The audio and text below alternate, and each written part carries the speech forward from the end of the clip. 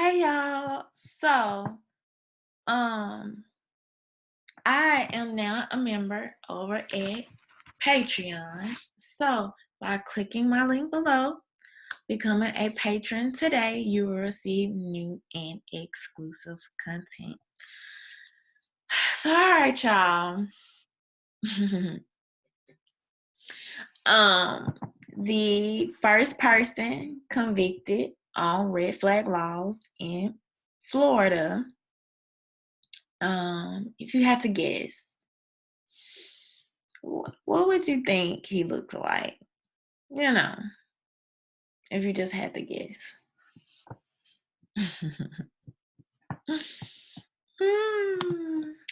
So, if you know, you know. If you are a regular supporter, you know we've been talking about this for a while. But let's go ahead and take a look at this story. So this is according to the Sun.co. Warning signs. First gun owner charged under Florida red flag law found guilty after refusal to give up weapons, including an AR-15 rifle.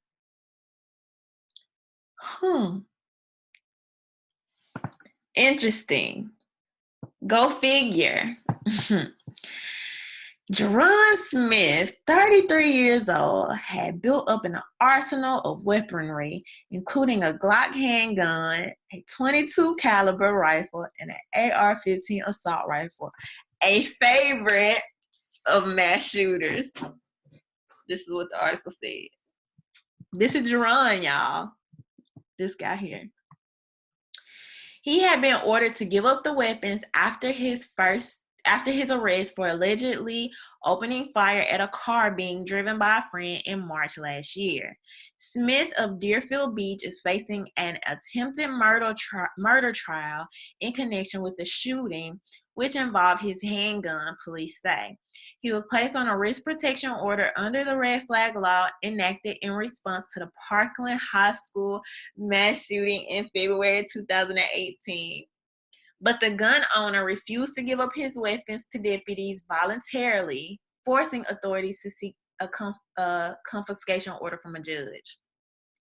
Why they use the word voluntarily and they are literally requiring you to turn in your guns or else? Like, I don't really see what's voluntarily about that. I don't see why they use that word, but I don't know. Florida's red flag laws allows authorities to seize weapons from suspects who they believe poses a danger to themselves and others. The state is one of 15 in the U.S. with such laws. A neighbor told local media at the time of his arrest that Smith is an Army veteran.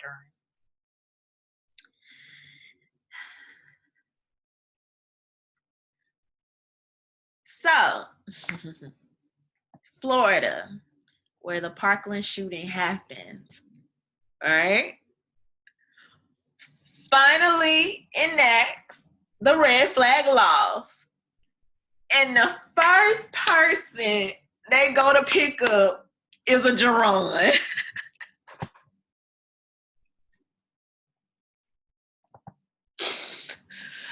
I'm sorry, y'all. I'm sorry. Okay, let me get serious. Let me get serious.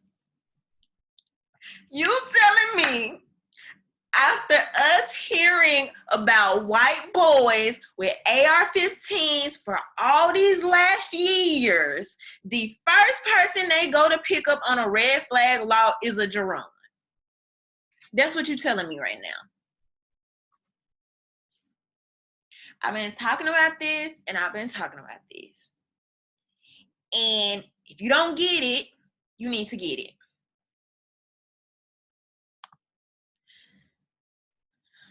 I need people to wake the heck up. I need people to see and pay attention. Every single thing we have been hit over the head. You literally have T.I. sit at all people. Tip, like leave a tip with the crime department. Tip T.I. Harris had the gall to sit on a panel having a discussion in front of the nation, and they asked him, what's your biggest issue that you're going to be voting on going into 2020? What do you think is important? And T.I. Harris says white boys with AR-15s.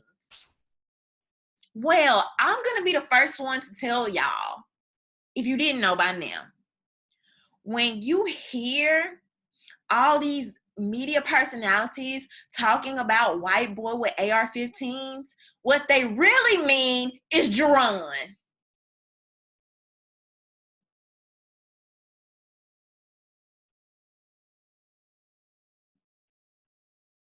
And before anybody comes in my comments talking about, Rhonda, why are you making this about race? I'm so disappointed that you're making this about race. Let me tell you something. Every single day that I turn on the news, every single day that I'm scrolling through social media, race is being weaponized against me. I am being emotionalized by race for the specific reason of things like this, to take my rights away from me. That's exactly what it is. So yes, this is about race. When my race is being weaponized against me to take my rights. It doesn't make sense. You spend all that time on TV talking to me about white boys with AR-15s when the truth is that it's really not about that, right? Because statistically, if you pay attention to the statistics, we know that there is a very, very small number of violent crimes. So what they're really trying to do is get Black people to throw a freaking party for their own rights being taken away.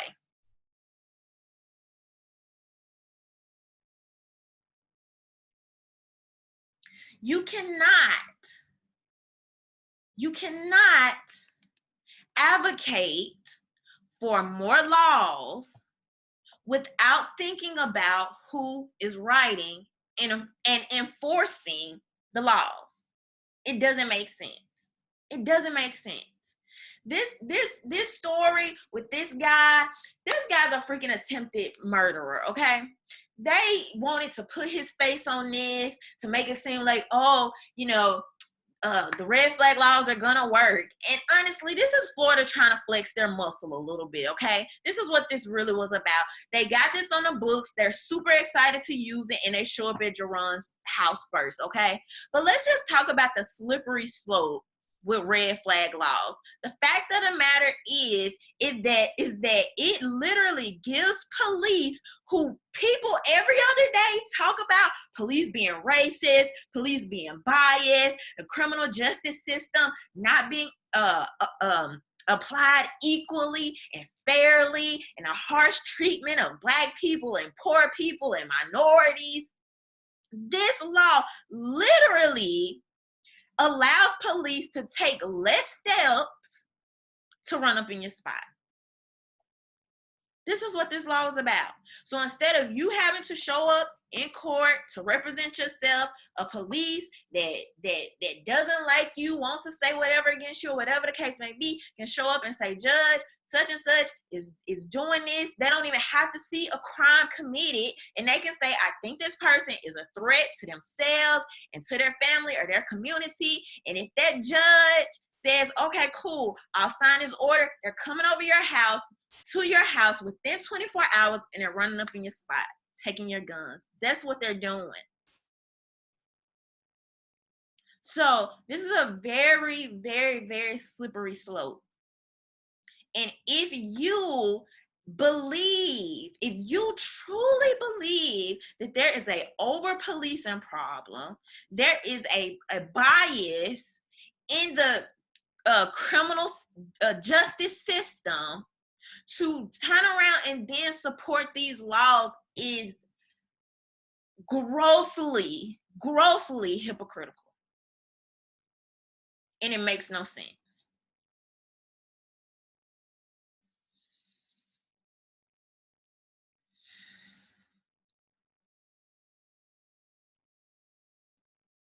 So I've talked about this. Okay? It's going to be the same freaking way with freedom of speech. It's going to be the same. Look at what's happened with the Me Too movement. Right? People always think when they're supporting these laws and everything is so progressive, they always think it's about the other person. It's about the other person is making you feel sensitive until you think about who enforces the laws. That's what people have to remember here. You cannot advocate for your own rights to be taken away. You cannot advocate for things that go literally against everything that you say you want and you believe in. It just does not make sense. So say no. Say no to red flag laws. Say no.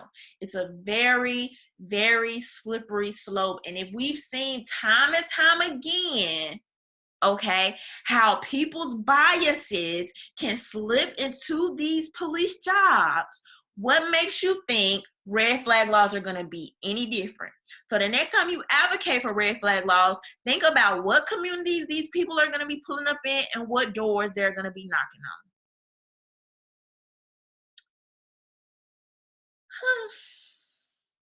on. Those are my thoughts. Leave your thoughts below. Don't forget to subscribe. Bye.